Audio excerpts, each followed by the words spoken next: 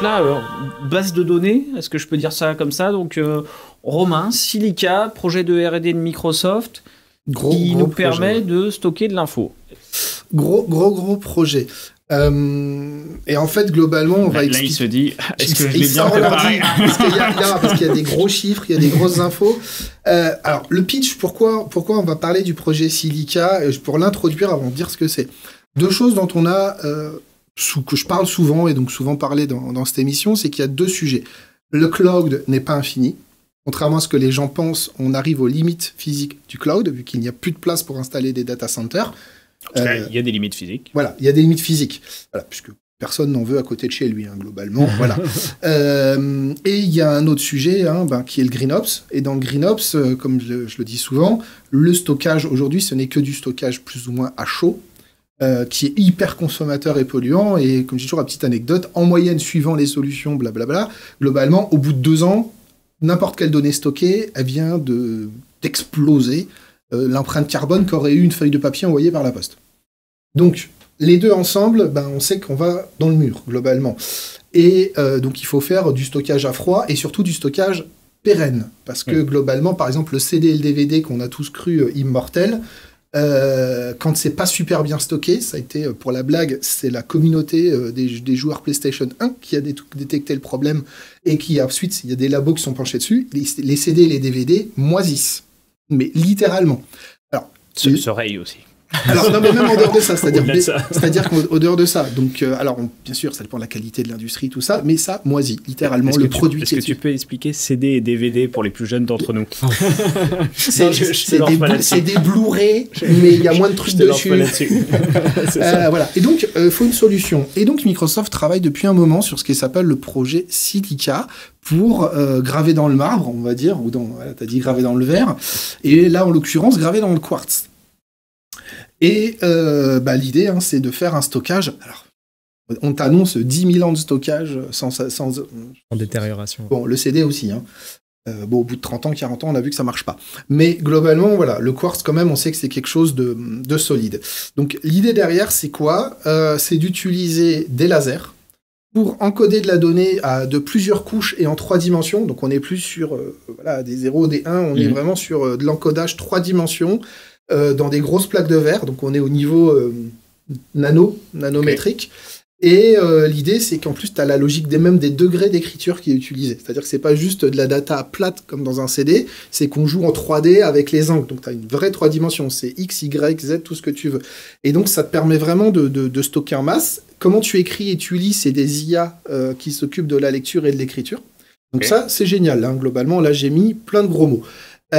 C'est quoi globalement des exemples? En fait, ils travaillent, par exemple, certaines personnes le savent, mais dans les pays nordiques, là où il fait très froid, il y a des bunkers qui sont censés préserver tout pour l'avenir de l'humanité. Il y a un bunker pour les graines, etc. Mais il y en a pour de la data. Okay. Et entre autres, il y en a un qui avance bien, c'est sur la musique. Et là, en fait, déjà, ils ont réussi à stocker 13 ans de musique. Donc c'est 1 75... je crois qu'ils ont 1 750 000 musiques. Dont ton fameux titre, je suis ingénieur informaticien. Je l'espère. Mais en vrai, voilà, ils ont déjà stocké 1 million, donc 1 million 75 musiques. Ils ont aussi stocké 13 ans globalement de musique principale de la planète. Et donc l'objet, c'est de stocker toute la musique. Durablement. Et ils ont donné... Donc ça, c'est des plaques de verre qui sont pas énormes en plus. C'est ça qui est impressionnant. C'est une plaque de verre, globalement. Voilà. Et ils ont essayé, on s'est dit, si on voulait aussi conserver les films. Parce que globalement, on a un vrai problème. Les vieux films, c'est des bobines qui brûlent, qui sont perdues. Voilà. Et donc, ils ont pris l'exemple d'un des rares films qui est reconnu comme un chef-d'œuvre planétaire pas trop contesté. C'est le premier Superman, qui date d'il y a très longtemps. Et lui, tiens, c'est simple, ils disent sur un dessous de verre. Okay. Donc, je pense à un dessous de verre américain. Mais sous un dessous de verre, ils ont stocké l'intégralité de tous les rushs et de tout ce qui a été filmé pour le premier Superman. C'est quoi la durabilité? 10 000 ans, ils annoncent. 10 000 ans annoncés. Voilà, 10 000 ans annoncés. Voilà, et donc globalement... Belle promesse. Belle promesse, c'est pas mal. Et encore, ils disent 10 000 ans, ils ont dit, c'est pas du hasard, mais bon, c'est globalement, c'est ce qu'ils estiment, mais on est sur du verre gravé. Et qu'est-ce qu'ils ont utilisé pour dire ça? C'est tout simplement l'archéologie, c'est-à-dire que tu retrouves, par rapport à des choses que l'archéologie a retrouvées sur différents matériaux et supports, on a vu comment ça s'est dégradé. Sur des trucs stockés dans la terre. Voilà, des trucs qui ont été après gravés au burin, tout ce qu'on veut, mais ils se disent, ok, si des trucs faits artisanalement par des humains, survécu 2000 ans. On peut s'imaginer que quelque chose comme ça, moins les technos nécessaires. Et par contre, on est d'accord, Romain, on est qu'en lecture. Alors, lecture-écriture. Oui, alors, tu vas pas réécrire, bien sûr. On n'est pas sur une logique d'effacer, réécrire un contenu. Ouais. Et je peux interagir. Alors, on parlait du search, etc. Je pourrais aller chercher demain de l'information sur ces bases-là. Alors, pour l'instant, c'est... Sur ces Glass database, du coup. C'est ça. Alors, c'est là, pour l'instant, où il y a des points. Ils sont encore à 3 ou 4 étapes de la mise en commercialisation. Donc, temporalement, ça peut être 6 mois comme 4 ans, globalement. Qu'est-ce qui va? En termes de maintenance, ils ont dit, c'est super, c'est du verre, à moins de... produit lave-glace. C'est ça. Et à moins de le stocker au bord de l'Etna, globalement, ça se passe bien. Et on s'est dit, tiens, si il le stocke en Arctique de mémoire, ça va plutôt bien se passer. Là, le verre, ça craint pas trop dans un bunker, voilà. La lecture est assez simple. En vrai, c'est globalement des IA et du machine learning qui reconstituent la lecture. Donc, tu n'es quand même pas en train de... Donc, c'est l'espèce de caméra microscope. Globalement, vulgairement, c'est ça. Okay. Alors, on n'est pas sur lire un système de fichiers classique, tu vois. C'est vraiment du stockage à froid. C'est-à-dire, je sais que l'information, elle est stockée sur tel bloc de verre. Donc, le bloc de verre doit être monté, doit être chargé et doit être transcrit dans quelque chose qu'on a l'habitude de lire. Donc, t'es pas sur de la lecture, sinon t'es plus sur du stockage à froid. Si tu veux utiliser tes moteurs de recherche, tes index, on retombe dans les travers de la recherche à chaud. Donc, il va y avoir des index de lecture, un peu, on dit, ok, c'est où, c'est rangé, 3e boîte en bas à gauche.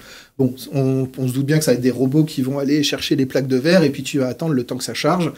Et aujourd'hui, ce qui freine, et c'est pour ça que c'est utilisé qu'avec des labos de recherche ou des projets de stockage pour l'avenir, c'est le coût de l'écriture. Utiliser des nanolasers pour stocker, pour écrire en 3 dimensions, en simultané avec des angles, voilà, là on est sur du matos, c'est pas encore la PME du coin qui va faire son stockage à froid. Mais ce que j'aime bien en effet, c'est un peu le contre-courant par rapport au cloud aujourd'hui, et de se dire, voilà, il y a des choses qu'on va vouloir stocker longtemps, mais pas à n'importe quel coup.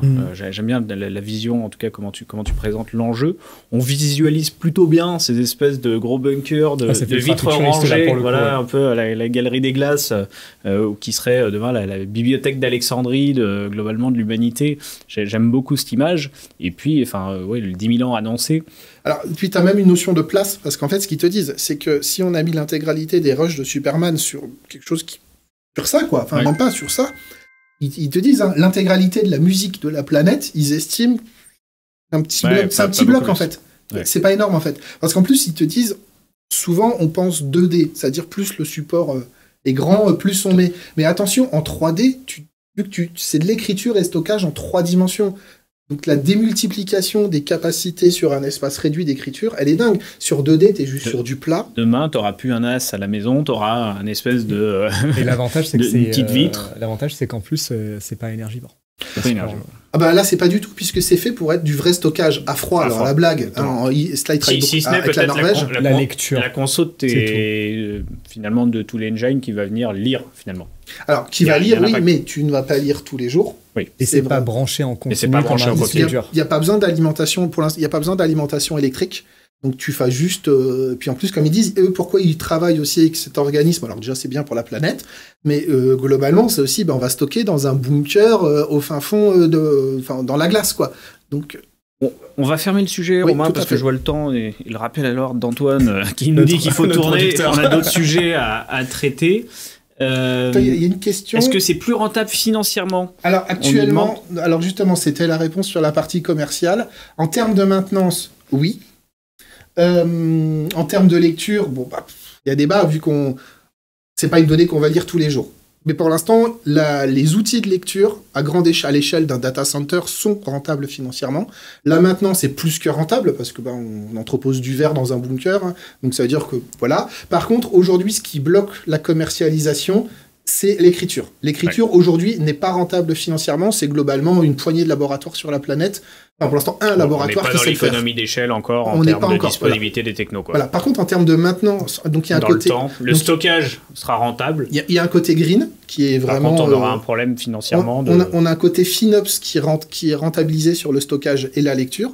On a un côté green qui est plus que rentabilisé. Par contre, en effet, aujourd'hui, les technos utilisés pour écrire, ça va pas. Maintenant, ils ont aucun doute sur le fait que ça va... Si ça représente un intérêt pour tout le monde, on va industrialiser ce genre de laser, j'imagine, et ça le deviendra demain.